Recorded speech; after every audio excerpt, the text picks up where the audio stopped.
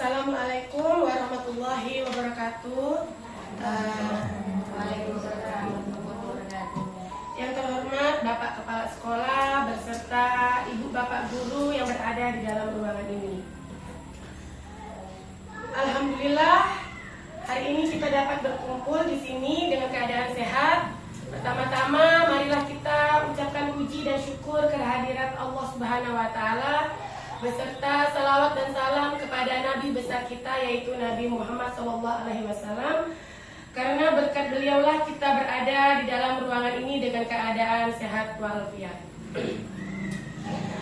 Terima kasih kepada Bapak Ibu Guru yang telah memberi kesempatan kepada saya untuk hadir di depan sini, memberi kesempatan untuk melaksanakan tugas saya sebagai CGP, yaitu tentang aksi nyata budaya positif. Di sini saya masih belajar, Bapak Ibu, belajar berbicara, belajar untuk hadir di depan. Jadi apabila di dalam penyampaian materi banyak kekurangan ataupun banyak kesalahan, mohon dimaklumi karena saya di sini masih tahap belajar, Bapak Ibu. Sebelum saya mulai untuk melanjutkan ke PPT saya, mungkin ada arahan dari kepala sekolah kepada Bapak. Saya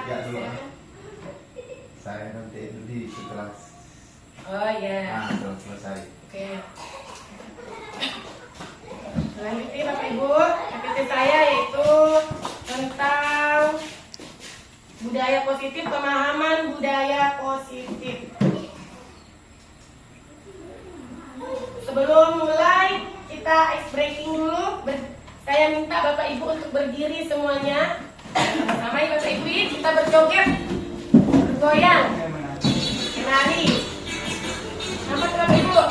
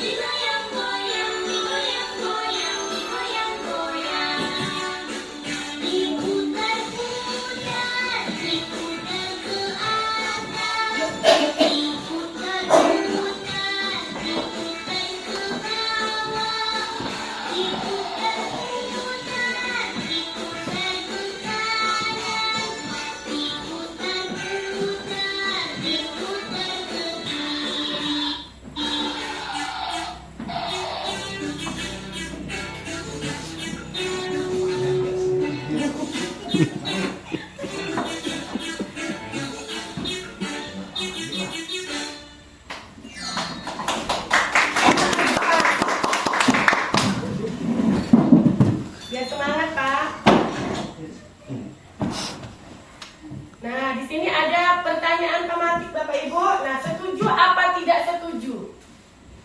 1. Hukuman dapat mendisiplinkan anak. Nah, kira-kira setuju apa tidak setuju Bapak Ibu? Setuju. Setuju. Apa alasannya Bu Ratih? Karena untuk mendisiplinkan anak itu perlu adanya bimbingan dari kita.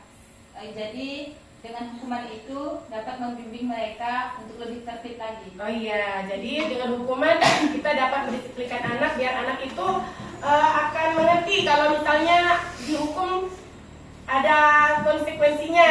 Terus yang kedua, pemberian hukuman dengan hal positif seperti membaca atau membersihkan halaman sekolah dapat meningkatkan disiplin anak. Kira-kira setuju apa tidak setuju? Setuju.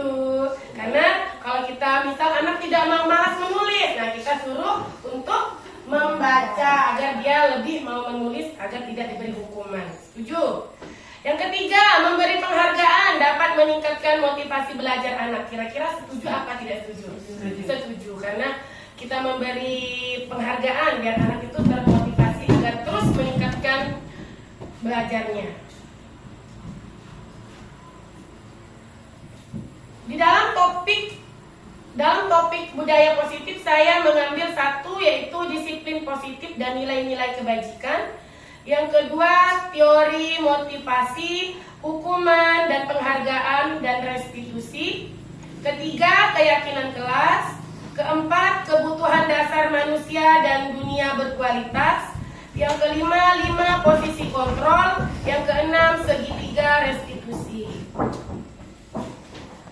Yang pertama yaitu kita belajar tentang pembelajaran 1, disiplin positif dan nilai-nilai kebajikan universal. Nah, di sini ada perubahan paradigma. Coba kita kegiatan kepalan tangan. Sobekkan secari kertas kecil di dalam telapak kanan kita ini. Ada nomor 1 dan nomor 2. Kita sebagai 1, teman kita sebagai 2. Letakkan di sini, terus buatlah sebuah kepalan. Teman Anda akan mencoba untuk sekuat tenaga berbagai cara untuk meminta Anda memberikan benda tersebut. Terus nomor 2, teman kita itu memujuk kita, mengancam, menghardik, merayu apa saja agar dapat membuka kepalan tangan Anda tersebut. Kira-kira siapa yang dapat membuka kepalan tangan tersebut? Siapalah Bapak Ibu? Yang kira-kira? Hah? Kita sendiri. Kita sendiri. Mengapa Bu Epi? Karena posisi kita di situ kita sebagai pemegang kekuasaan. Iya, karena kita yang memegang kekuasaan. Jadi orang tidak bisa membukanya. Karena kita yang mengepal, jadi kita sendiri yang harus bisa membukanya. Kalau kita tidak mau, tidak akan bisa terbuka. Tepuk tangan untuk Bu Epi. Iya, tepuk tangan untuk Bu Epi. Terima kasih Bu Epi. Perubahan paradigma stimulus respon atau teori kontrol atau teori pilihan. Siapa sesungguhnya yang memiliki kontrol? Simulasi respon yaitu yang pertama kita mencoba mengubah orang agar berpandangan sama dengan kita. Yang kedua, perilaku buruk dilihat sebagai suatu kesalahan. Yang ketiga, orang lain bisa mengontrol saya. Yang keempat, saya bisa mengontrol orang lain. Yang kelima, pemaksaan ada pada saat bujukan gagal. 6. Model berpikir menang atau kalah. Sedangkan teori kontrol atau pilihan, yang pertama, kita berusaha memahami pandangan orang lain tentang dunia. Yang kedua, semua perilaku memiliki tujuan. Yang ketiga, hanya Anda yang bisa mengontrol diri Anda.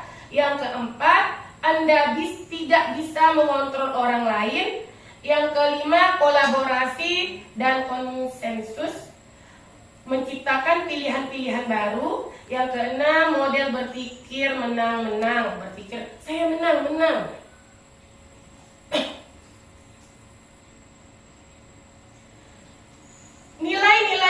kebajikan universal. Nilai-nilai kebajikan adalah sifat-sifat positif manusia yang merupakan tujuan mulia yang ingin dicapai setiap individu. Nilai-nilai tersebut bersifat universal dan lintas bahasa, suku, bangsa, agama, maupun latar belakang. Yang satu, setiap perilaku atau perubahan memiliki sesuatu tujuan.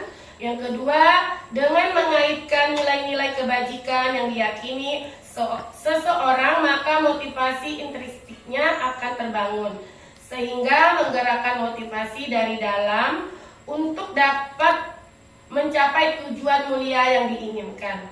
Yang ketiga, nilai-nilai kebajikan yang ingin dicapai oleh setiap anak Indonesia kita kenal dengan profil pelajar Pancasila, yaitu yang pertama, beriman, bertakwa kepada Tuhan Yang Maha Esa dan berakhlak mulia.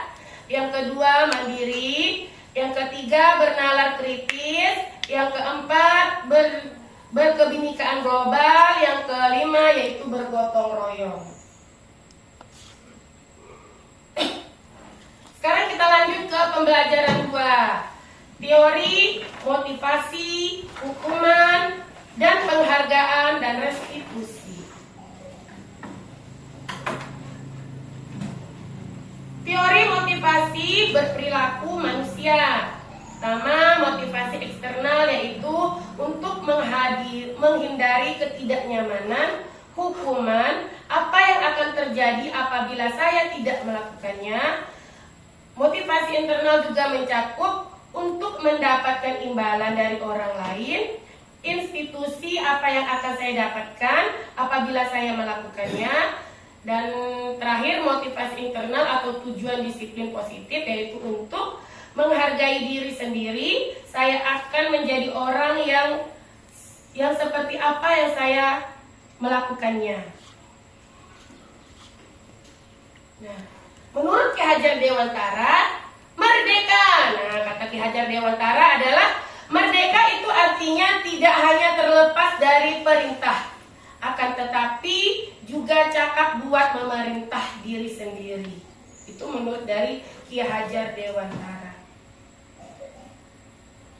Perbedaan antara hukuman dan konsekuensi. Nah, sering kita mensama-samai hukuman dan konsekuensi, sedangkan ternyata berbeda hukuman dan konsekuensi. Yang pertama, hukuman itu sesuatu yang menyakitkan, harus terjadi. Yang kedua, membuat anak sakit fisik maupun hati untuk jangka yang lama, itu hukuman. Yang ketiga, anak membenci kedisiplinan karena sering hukum tadi, jadi tidak benci dengan kedisiplinan. Yang keempat, paksaan. Yang kelima, mendorong anak menyakiti diri sendiri. Yang keenam, konsep diri yang buruk. Yang keenam yaitu anak belajar untuk menyembunyikan kesalahannya. Jadi dia karena takut dihukum, jadi dia akan berusaha untuk menyembunyikan kesalahannya dan terus berbohong karena takut tadi akan dihukum. Yang ketujuh, marah, rasa bersalah dan dipermalukan, merasa tidak dihargai karena sering dihukum, jadi dia merasa sering dipermalukan. Apalagi kalau kita sering menghukum anak-anak di depan anak-anak yang lain, nah dia akan merasa dipermalukan Bapak Ibu. Sedangkan konsekuensi itu sesuatu yang harus terjadi. Yang kedua, membuat anak merasa tidak nyaman dalam jangka waktu pendek. Sedangkan kalau hukuman dalam jangka panjang, kalau konsekuensi tidak dalam jangka pendek. Yang ketiga, anak akan menghargai disiplin. Yang keempat, simulasi tanggapan. Berarti dia kalau kita bertanya, dia akan mau memberi tanggapannya. Yang kelima, mendorong anak agar mudah menyesuaikan diri. Yang keenam, konsep diri yang baik. Yang ketujuh, anak belajar untuk mematuhi peraturan. Yang kedelapan, kehilangan hak, dibuat tidak nyaman, asingkan untuk sementara, tapi tidak dalam jangka panjang. Nah, dari tadi yang saya jelaskan, mana yang termasuk hukuman atau konsekuensi? Yang nomor 1, mencatat 100 kali di dalam bentuk kalimat, saya tidak akan terlambat.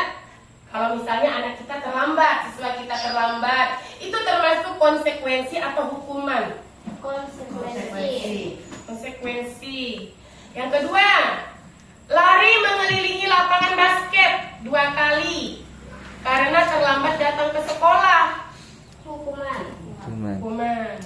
Yang ketiga, murid diminta untuk push up 15 kali karena tidak menggunakan masker. Misalnya kalau masa pandemi, nah itu termasuk apa? Hukuman. Yang keempat, menggantikan kertas tugas teman yang telah dicoret-coret. Konsekuensi. Yang kelima, membersihkan tumpahan air di meja tulis karena tersenggol pada saat belajar. Kan biasa tidak sengaja. Konsekuensi. Yang keenam, murid disuruh untuk tidak mengenakan sepatu seharian di sekolah karena tidak menggunakan sepatu hitam. Hukuman. Nah, jadi kira-kira Bapak Ibu sudah bisa membedakan hukuman dan konsekuensi? Bisa. Jadi kalau hukuman itu adalah jangka panjang tapi sangat membekas di hati. Sedangkan konsekuensi itu tidak jangka panjang, membekas tapi tidak terlalu lama. Nah, ini hukuman Bapak Ibu.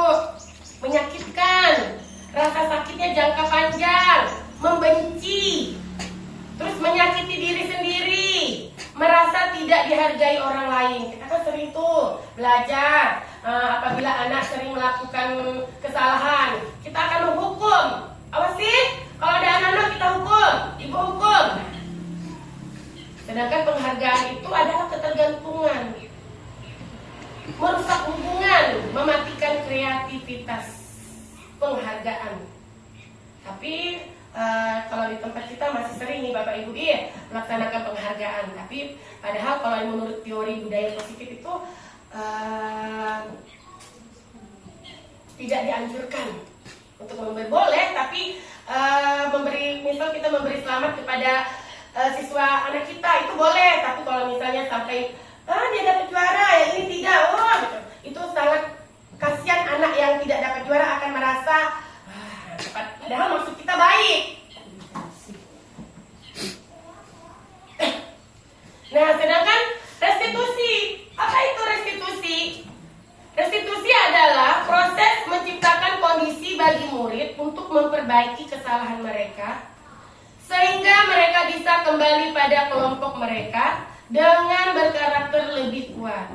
Restitusi juga merupakan proses kolaboratif yang mengajarkan murid untuk mencari solusi untuk masalah mereka dan membantu murid berpikir tentang orang seperti apa yang mereka ingin menjadi dan bagaimana mereka harus memperlakukan orang lain. Itu restitusi, melakukan perubahan.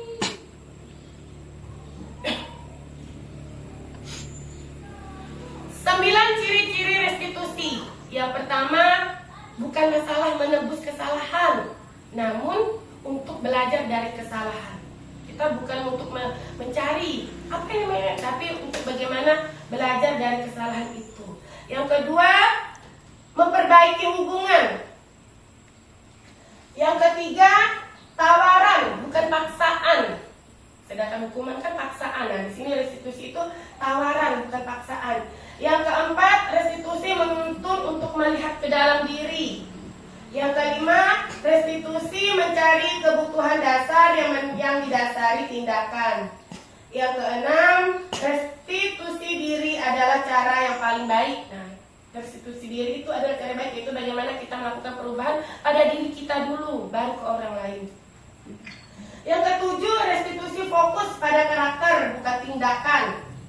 Yang kedelapan, restitusi fokus pada solusi, bukan masalahnya tapi solusinya. Yang kesembilan, restitusi mengembalikan murid yang berbuat salah pada kelompoknya. Jadi kita kalau ada anak kita yang berbuat salah, bukan diasingkan, malah kita nasihati agar anak itu bisa kembali ke tempatnya.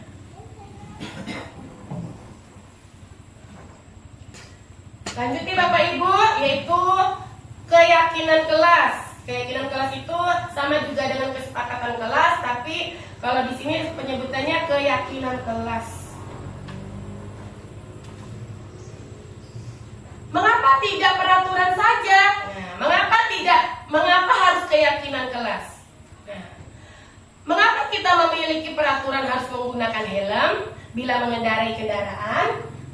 Mengapa kita memiliki peraturan 3M, menggunakan masker, mencuci tangan, dan menjaga jarak? Mengapa kita memiliki peraturan harus datang tepat waktu pada saat mengikuti pelatihan? Untuk mendukung motivasi intrinsik, kembali ke nilai-nilai, keyakinan-keyakinan lebih menggerakkan seseorang dibandingkan mengikuti serangkaian peraturan-peraturan. Jadi beda keyakinan sama peraturan. Kalau kita identiknya dengan peraturan, ternyata beda Bapak Ibu keyakinan sama peraturan. Keyakinan kelas adalah nilai-nilai kebajikan atau prinsip universal yang disepakati bersama. Berarti kita membuat keyakinan kelas itu bersama-sama. Yang kedua, menurut Gossen 1998, suatu keyakinan lebih memotivasi seseorang diri dari dalam instrukturnya. Seseorang akan lebih bersemangat untuk menjalankan keyakinan dari sekedar mengikuti serangkaian peraturan. Jadi, kalau keyakinan itu berada di dalam kelas, kalau peraturan itu yang ada di, misalnya di sebuah sekolah.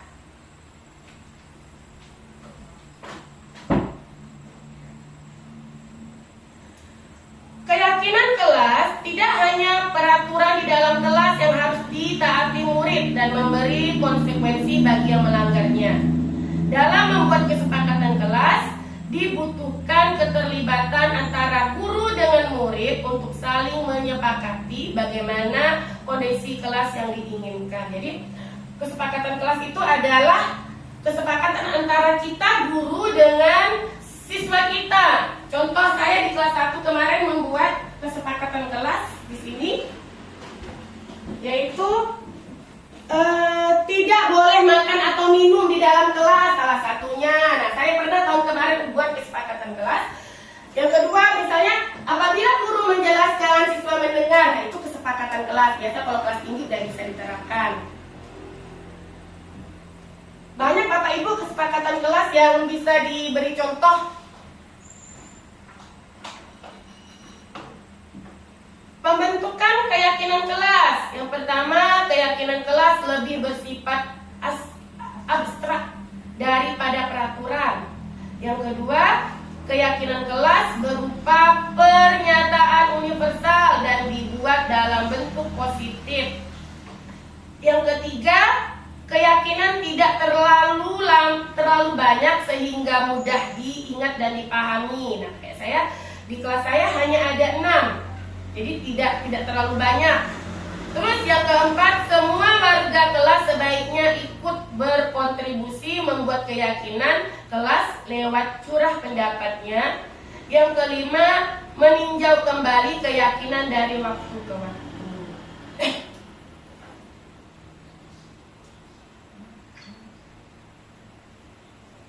Nah, tadi kan udah belajar tentang keyakinan kelas. Nah, di sini ada peraturan. Nah, itu nomor 1. Selalu kembalikan buku ke tempatnya. Itu termasuk keyakinan apa Bapak Ibu? Selalu mengembalikan buku ke tempatnya. Termasuk keyakinan apa Bapak Ibu?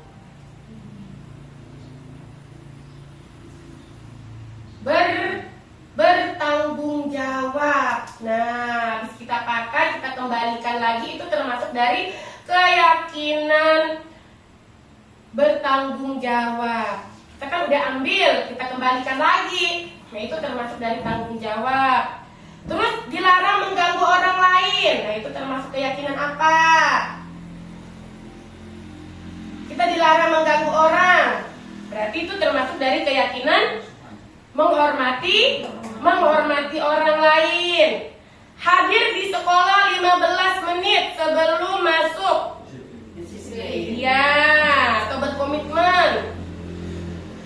Yang kelima, dilarang melakukan kekerasan. Nah, dilarang melakukan kekerasan.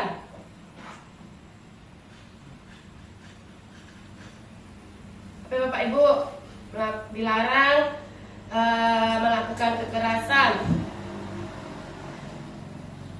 menghormati orang lain atau untuk keselamatan karena dilarang melakukan kekerasan. Terus dilarang menggunakan narkoba. Kesehatan. Terus bergantian atau menunggu giliran. Nah, disiplin atau sabar kan ngantri. Yang ke-8 gunakan masker. Kesehatan. Jangan berlari di kelas atau koridor. Keselamatan atau keamanan. Jadi ini adalah peraturan, sedangkan keyakinannya tadi tanggung jawab, menghormati orang lain, kesehatan, keselamatan. Jadi beda Bapak Ibu hanya penyebutan. Nah, sebelum masuk ke pembelajaran keempat, kita ice breaking dulu Bapak Ibu. Ini tidak nyanyi, tidak joget, tidak nari. Ice breakingnya adalah menyebutkan nama-nama hewan sesuai dengan huruf terakhir yang disebutkan temannya. Contoh, saya menyebutkan ayam, terus huruf terakhirnya M. Terus Ibu Mariana menyebutkan M, itu huruf binatangnya apa? Lanjut. Nah, siapa yang tidak bisa menyebutkan nama binatang tersebut akan kita beri bukan hukuman, konsekuensi. Mulai dari saya ya Bapak Ibu ya. Itika. Kambing. Gajah. Gajah. Harimau. Ulat. Ulat.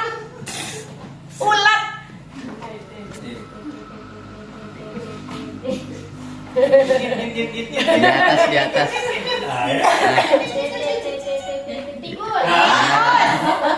Tikus. Sapi. Ikan. Tepuk tangan untuk kita semua Bapak Ibu. Luar biasa. Itu ice breaking sangat menyenangkan Bapak Ibu ya, tapi berpikir huruf apa terakhirnya? Konsentrasi. Nah, kita masuki Bapak Ibu ke pembelajaran 4. Kebutuhan dasar manusia dan dunia berkualitas.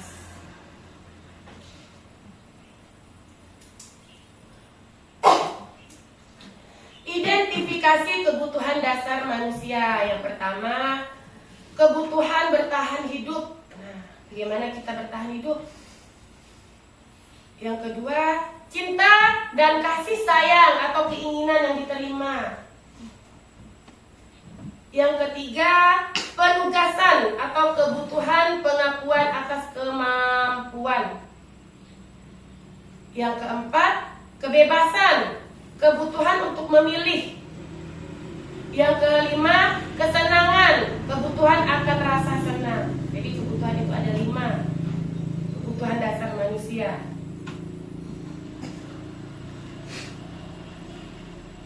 Nah, ini ada kasus, misal kasus Ibu Siti, guru kelas 1 di SD Makmur, sedang bingung menghadapi ulah salah satu murid di kelasnya yang bernama Budi. Beberapa anak telah datang dan mengeluhkan Budi yang sering kali meminta bekal makanan mereka dengan paksa. Jadi si Budi ini sering minta bekal ke temannya dengan paksa. Jika menghadapi situasi seperti Ibu Siti, apa yang akan Anda lakukan? Menurut Anda, kira-kira apa alasan Budi melakukan hal tersebut? Misalnya si Budi ini mengambil makanan temannya kayak paksa. Nah, kira-kira kalau misalnya ibu bapak yang menjadi salah satu guru di situ, misalnya apa yang akan ibu lakukan? Yang ngajar kelas 1 saya, Bapak Ibu.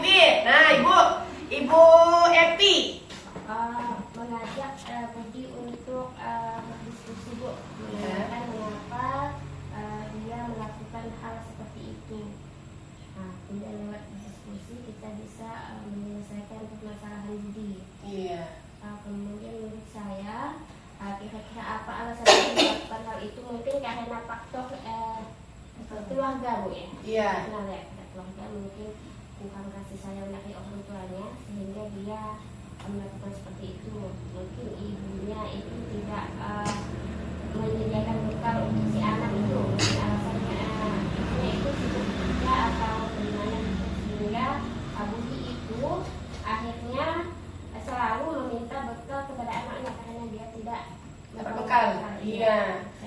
Ya, terima kasih Bu Epi. Jadi menurut Bu Epi, mungkin si Budi ini tidak mau bekal. Jadi mereka mungkin orang tuanya sibuk. Jadi dia mengambil paksa bekal temannya. Tepuk tangan dulu buat Bu Epi. Terima kasih Bu Epi jawabannya. Mungkin ada yang lain yang pernah mengalami di kelasnya masing-masing. Kira-kira? Tahu gitu, lo kan yang tukang ngasih makanan dia. Mungkin Pak Jaka. Menurut saya sih betul kata Bu Edi tadi. Iya. Karena kita harus gali informasi dulu, kita gali informasi mengapa Budi melakukan hal tersebut. Jadi Iya. tanya, kita gali lebih dalam apa alasannya. Kita harus tahu dulu apa alasan si anak kan. Iya. Setelah tahu alasan si anak tadi, kita carikan solusi bagaimana tindak lanjut dari apa yang dilakukannya. Dan si Budi. Terus konsekuensinya gimana ke depannya. Nah, kita kasih dia apa namanya? Konsekuensi lah. Jadi kalau melakukan hal ini lagi, konsekuensinya apa ke depannya. Jadi kita harus memberikan semacam teguran lisan ataupun upaya untuk memperbaiki dirinya yang tadi yang masih suka melakukan perbuatan untuk ngambil atau minta bekal kawannya. Terus selanjutnya untuk menurut Anda kira-kira apa alasan Budi melakukan hal itu? Bisa jadi tadi karena faktor keluarga. Mungkin anak lain tuh tadi disiapkan bekal sama orang-orang tuanya, sedangkan si Budi seorang tuh enggak. Jadi rasa iri Pak Ir. Pengen dia minta tutup. Jadi dianggap semacam pemalakan padahal ya sebagai bentuk protes dari anak tersebut, dari Budi tersebut, karena dia tidak merasakan hal yang sama yang dirasakan oleh teman-temannya. Iya. Ini. Terima kasih Pak Jaka. Tepuk tangan, jawabannya luar biasa. Mantap Bapak Ibu. Jadi jawaban Pak Jaka sama Bu Epi hampir sama, yaitu mungkin karena orang tuanya sibuk. Nah, terus bagaimana apa yang akan dilakukan kalau misalnya kita ada di posisi itu, yaitu kita akan mencari solusi, dipanggil apa yang telah mengapa dia melakukan hal tersebut. Nah, dalam konteks penerapan disiplin positif, Ibu Siti sebaiknya mencari tahu alasan Budi melakukan tindakan tersebut agar mengetahui kebutuhan mana yang sedang berusaha dipenuhi Budi. Nah, tadi jawaban Pak Jaka ada di sini sama Bu Epi. Yang pertama, apabila jawaban Budi karena ia lapar dan orang tuanya tidak membawakannya bekal makan siang, berarti kebutuhannya adalah bertahan hidup karena dia pengen makan. Jadi dia mengambil makanan temannya. Jadi dia itu kebutuhannya adalah bertahan hidup. Yang kedua, apabila jawaban Budi karena ia senang temannya jadi memperhatikan dia, jadi kebutuhannya adalah cinta dan kasih sayang, yaitu kebutuhan untuk diterima karena dia pengen diperhatikan sama teman-temannya.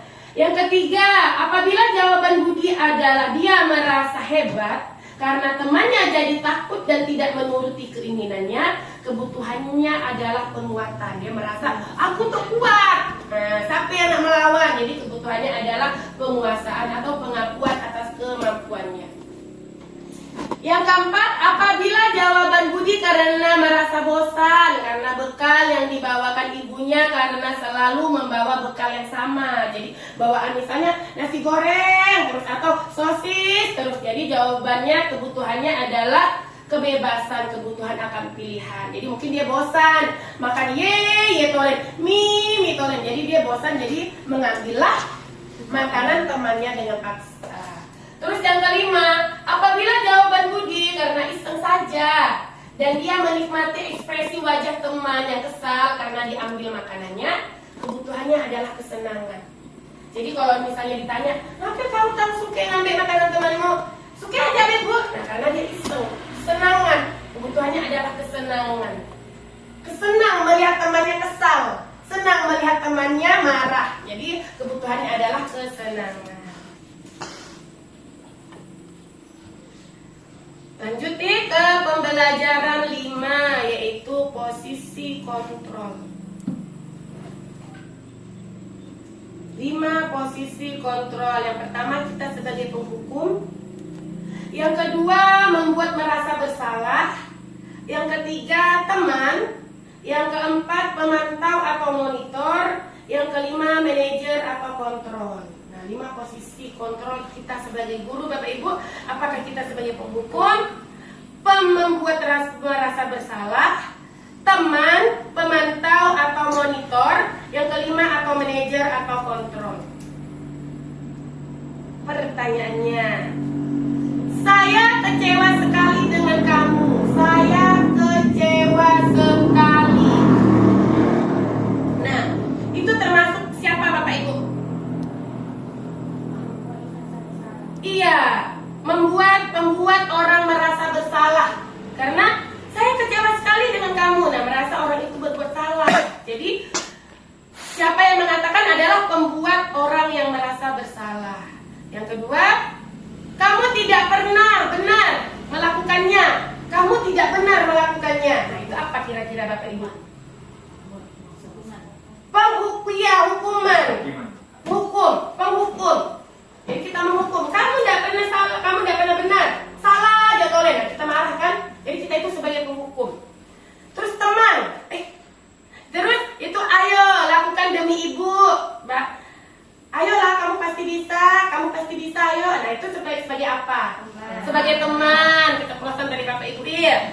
Yang keempat, apakah kamu mendapatkan stiker bintang hari ini? Nah, itu sebagai pemantau atau monitor. Yang kelima, bagaimana kamu bisa menyelesaikan masalah ini? Bagaimana kamu bisa menyelesaikan masalah ini? Itu sebagai apa? Manajer. Kepala sekolah ya, biasa jadi manajer Pak terus kamu selalu paling terakhir. Iya, penghukum. Kamu selalu paling terakhir. Kamu yang paling malas, itu penghukum. Kamu yang sering tidak kerjakan PR, itu penghukum. Ada itu ya. Atau penghukum. Nah, lanjut nih Bapak Ibu pembelajaran yang keenam yaitu segitiga restitusi. Baik Bapak Ibu, sebelum kita lanjut ke segitiga restitusi, dari pembelajaran 1 sampai 5, kira-kira apa yang dapat diambil Bapak Ibu? Pemahamannya, kira-kira masuk nggak tadi saya jelaskan ya Bapak Ibu? Sikit-sikit, udah apa ya Bapak Ibu? Jauh tapi. Bang. Masuklah, ya kan hal baru. Iya. Yang ditampilkan hari itu namanya hal baru, jadi Hal baru ke Pak? hal baru jadi ya mungkin bagi kami lah hal baru mungkin. Yeah. Jadi memang udah lama bagi guru yang ikut guru penggerak kan. Tapi kalau untuk yang umum yang guru-guru umum mungkin mereka restitusi aja kalau sekarang bacanya kan. Iya, hanya penyebutannya Bapak Ibu. Restitusi kan baru sekarang ketemu kan. Segitiga restitusi. Kalau segitiga saya udah biasa. Iya. Ya.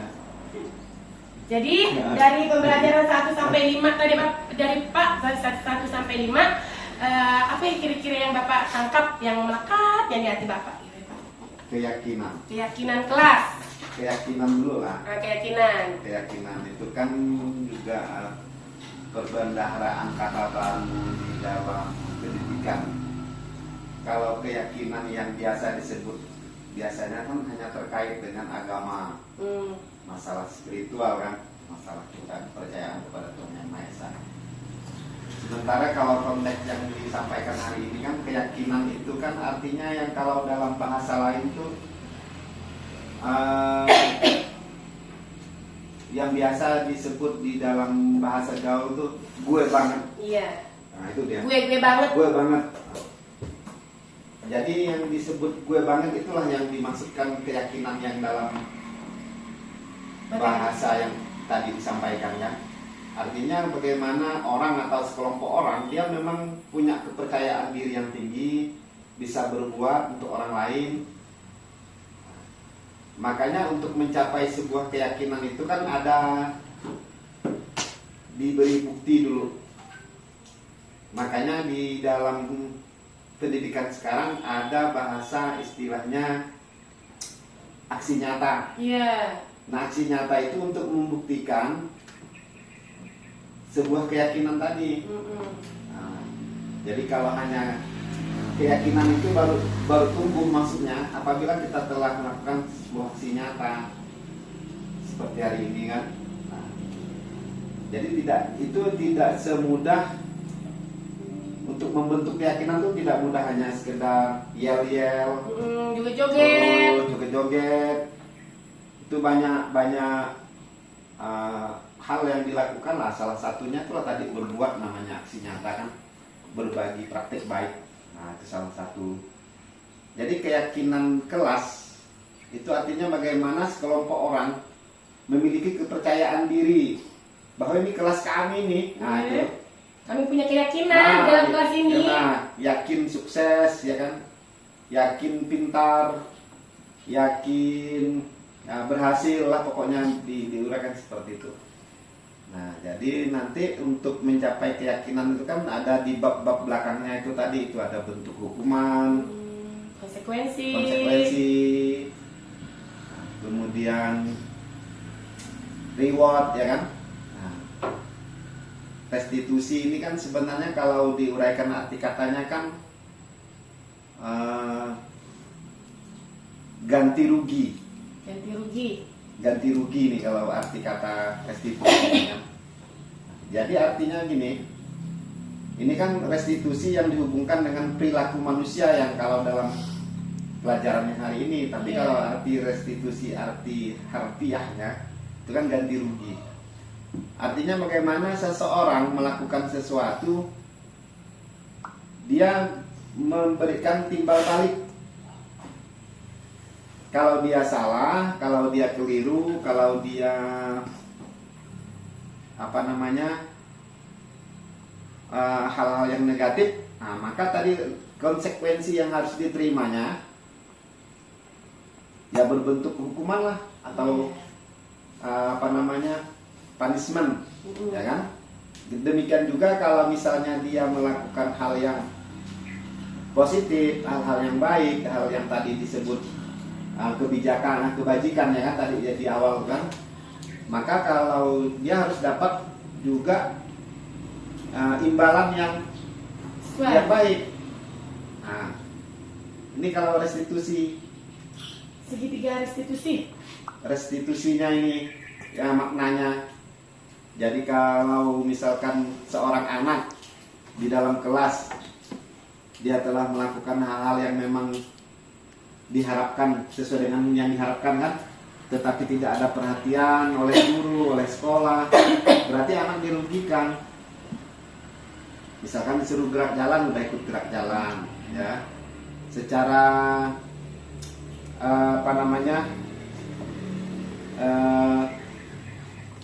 dia mengikuti pelajaran pun nilainya bagus, ya kan. Terus dari segi sikap dia termasuk anak yang pandai sopan santun, menghargai orang lain, ya kan. Tetapi di sekolah anak ini oleh gurunya atau oleh mungkin warga sekolah yang lain dia tidak dihargai.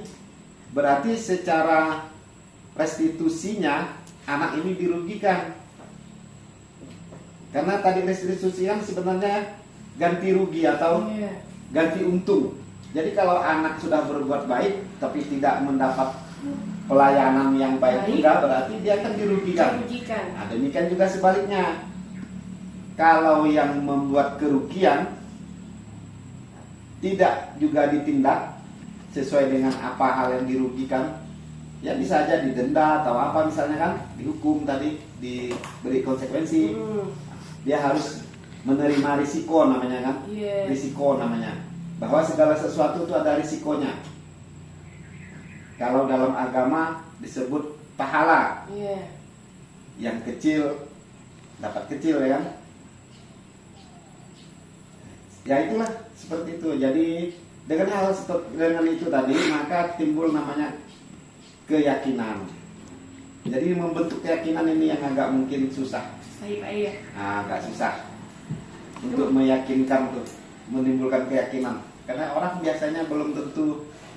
Kalau bahasa sekarang kita sederhanakan ya lah, keyakinan tuh dengan kepercayaan diri lah. Percayaan diri. Nah, kita sederhanakan dulu situlah, ya kan? Belum tentu orang pede, ya kan?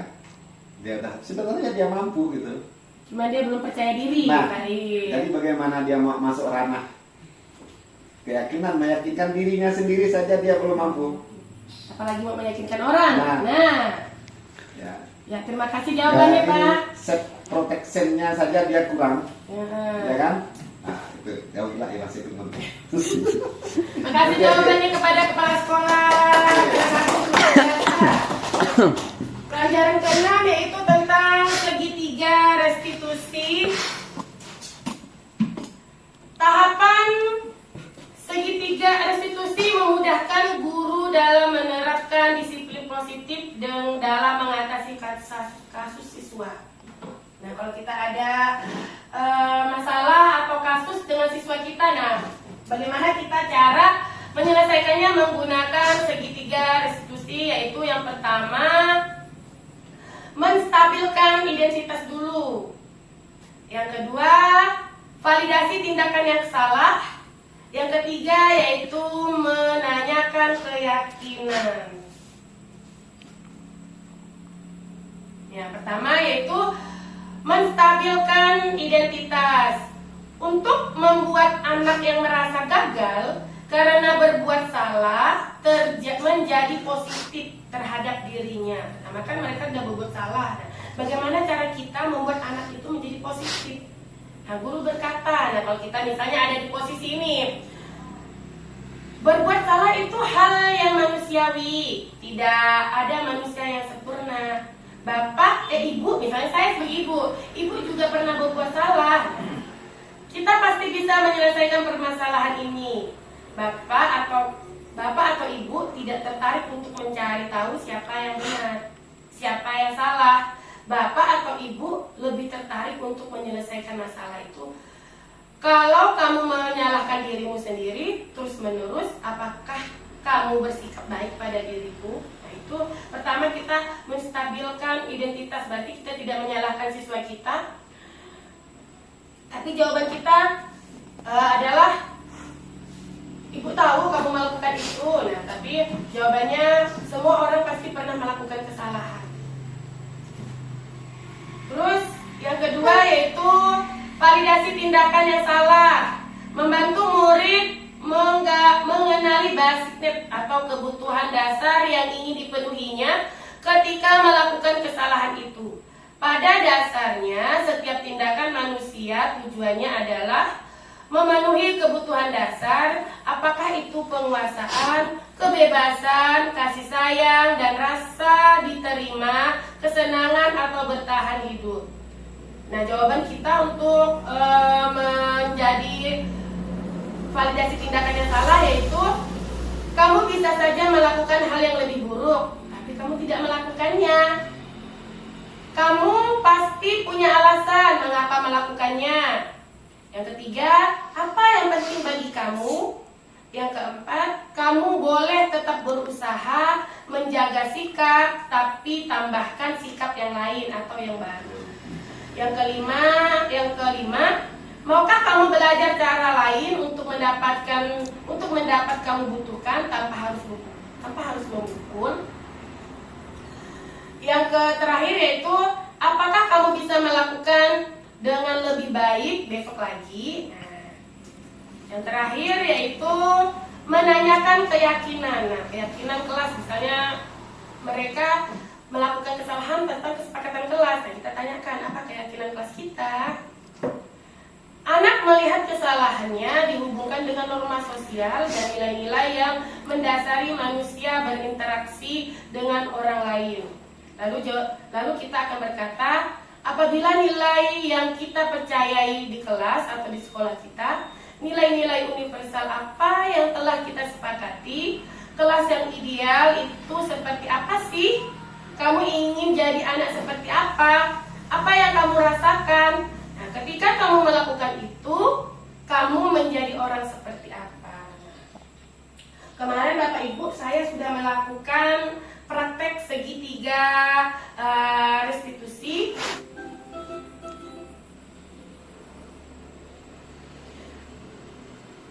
Kemarin saya sudah melakukan praktek segitiga restitusi.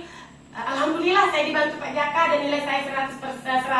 Makasih Pak Jaka telah membantu saya mengedit.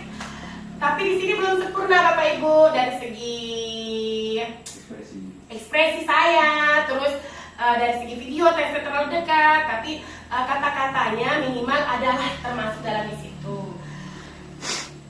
Di antara kami 5 kelompok, kami berdua yang dapat 100. Alhamdulillah saya dibantu Pak Jaka yang membantu saya, terus dibantu sama Ibu kelas 3, kelas 4 yang telah meminjamkan siswanya untuk saya. Terima kasih Bu Mariana dan Bu Yuli.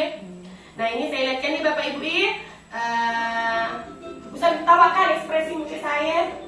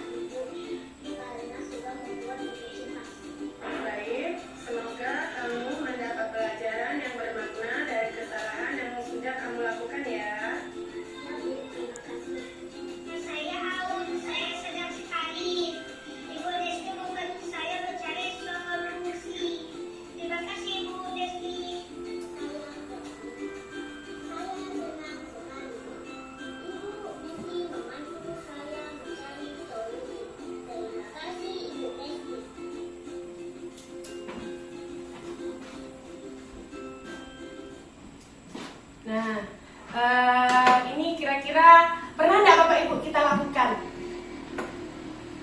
Kalau misalnya anak kita berbuat salah, pernah nggak? Dari segi 3 restitusi pernah nggak kira-kira kita lakukan Bapak Ibu? Pernah, tapi nggak semua Pak Iye. Tidak 3-3-nya kita ambil. Kita paling menanya, kenapa kamu melakukan itu? Nah, terus ujung-ujungnya kita menghukum. Kita hanya mengambil 1, tidak 3. Sering kita lakukan, tapi kita hanya mengambil 1. Misalnya dia tidak menulis, tapi kok tahu nggak nulis? Kita hanya mengambil 1. Ya kan Bapak Ibu? Nah, ternyata di dalam pembelajaran budaya positif itu tidak seperti itu. Jadi walaupun susah untuk kita terapkan, tapi setidaknya kita memulainya dari awal. Walaupun dulu-dulunya sampai sekarang pun, jangankan Bapak Ibu, saya yang sudah mengerti pun masih saya lakukan seperti itu Bapak Ibu. Misalnya saya, kenapa kau tak lama nulis? Coba tahu, kita marah kan? Tapi ternyata apa yang kita lakukan itu salah. Nah, mungkin Pak Jaka pernah nih Pak Jaka anak yang salah, mungkin Pak Jaka agak lembut lah dari kita. Kalau kita kayak emak-emak tuh kebanyakan ngerepek nih Pak Iya. Mungkin Pak Dendi sampai Pak Jaka agak mungkin melaksanakan 3 kali. Pak Jaka pernah kayak ke dalam kelasnya Pak. Nah, kalau saya cuma jujur Pak, saya baru 1, doloknya. Coba Bapak Pak kasih pengalaman. Untuk segi restitusi itu kan sebenarnya ada 3 tahapan dalam menangani sebuah kasus yang dialami oleh siswa. Yang pertama dari menstabilkan. Yang pertama menstabilkan suasana kalau nggak salah itu. Iya, menstabilkan situasi, identitas. Menstabilkan restitusinya. Yang pertama validasi tindakan salah. Nggak lebih nggak sejauh. Oke, jelaskan bahwa tindakan dia salah, kan? Yang kedua itu ada salah menstabilkan identitas. Yang pertamanya validasi tindakan dulu atau menstabilkan identitas. Yang pertama Menstabilkan identitas. Menstabilkan identitas. Nah, itu kan tetapnya guru berkata, ini Bu, lagi. Menstabilkan identitas untuk membuat anak merasa gagal karena berbuat salah menjadi positif terhadap dirinya. Misalnya anak melakukan sebuah kesalahan, contohnya saya masuk kelas terlambat lah tadi. Nah, salah satu contohnya ibu kan membuat guru berkata berbuat salah itu hal yang manusia, tidak ada manusia yang sempurna.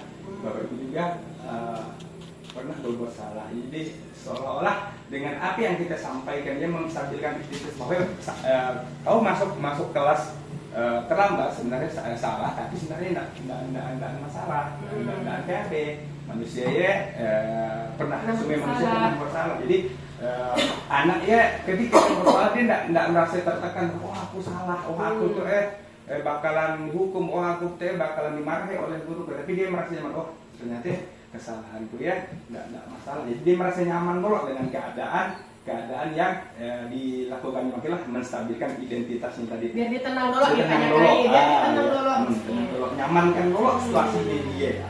Yang kedua dia validasi tindakan. Nah, dia melakukan hal apa yang terjadi. Misalnya tadi contohnya ibu yang dengan lauk saya enggak nulis. Dia saya lapar Bu, saya tidak sarapan. Dengan alasan dia lapar dengan sarapan, mungkin dia tidak ada semangat atau tidak ada tenaga atau tidak ada konsentrasi untuk melakukan nulis. Jadi kita validasi tindakan yang salahnya apa alasannya? Kan jadi kita tidak sebenarnya istilahnya terlambat masuk gitu. Kita validasi dulu. Setelah kita menyamankan suasana dia tadi. Biasanya kan kalau siswa salah itu kan ketakutan dia. Kita sampaikan dulu yang kedua kita validasi tindakan salah yang apa dia melakukan tindakan salah. Jadi dan ketika soal tahu kok gini langsung marah langsung yang jadi langsung dihakimi lah istilahnya. Jadi kita harus validasi tindakan yang salah kenapa dia sampai melakukan hal ini.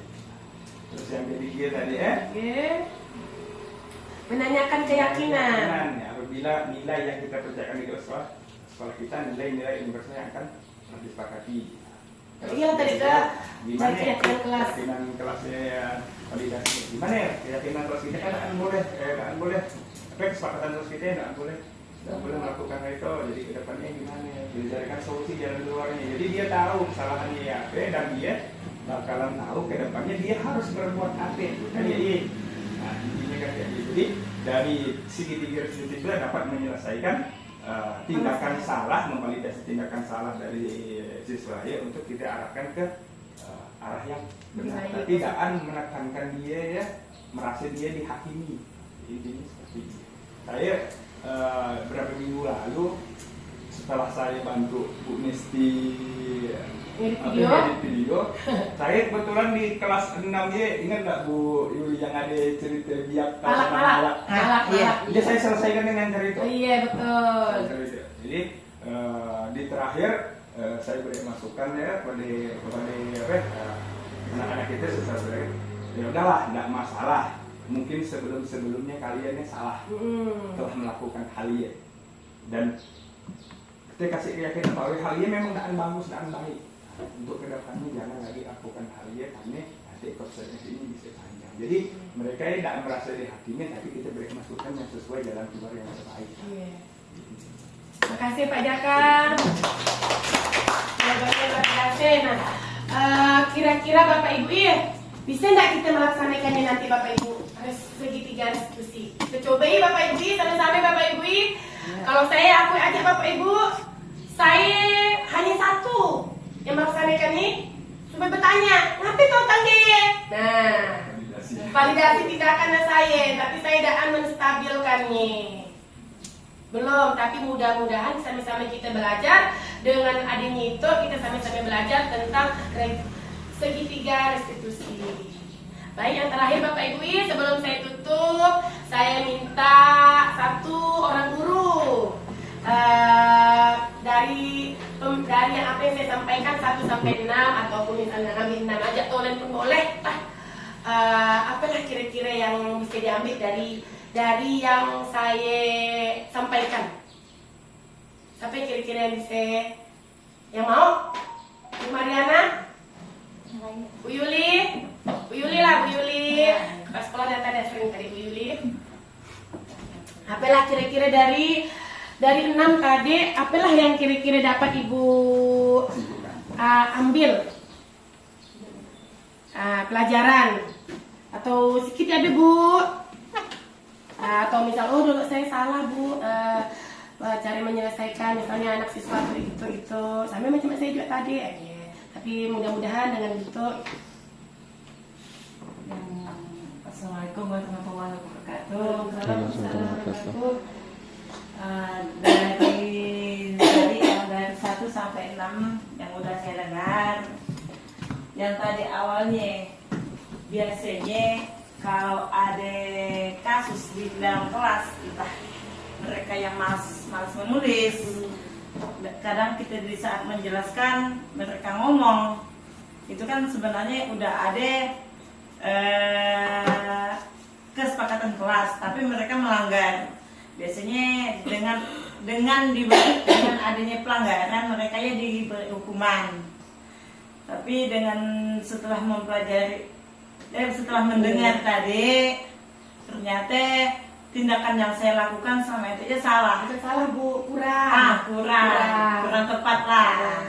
Ternyata ada jalannya yang lebih baik agar mereka yang tadinya melakukan kesalahan ataupun entah baik disengaja maupun tidak disengaja, yang tadinya agak tidak mentaati peraturan, dengan mendengar itu tadi, insya Allah saya akan menerapkan apa yang saya baca, yang dengar tadi, bagaimana caranya menyelesaikan semua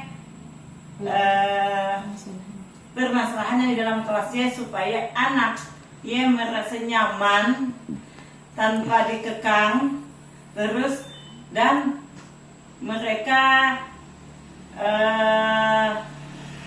mempunyai kesadaran biar mereka bisa menjadi anak yang disiplin. Terima kasih Bu Yuli, jawabannya luar biasa. Pokoknya intinya kita sama-sama belajar Bu Yuli. Iya. Saya pun belajar juga Bu. Di situ udah cukup sekian.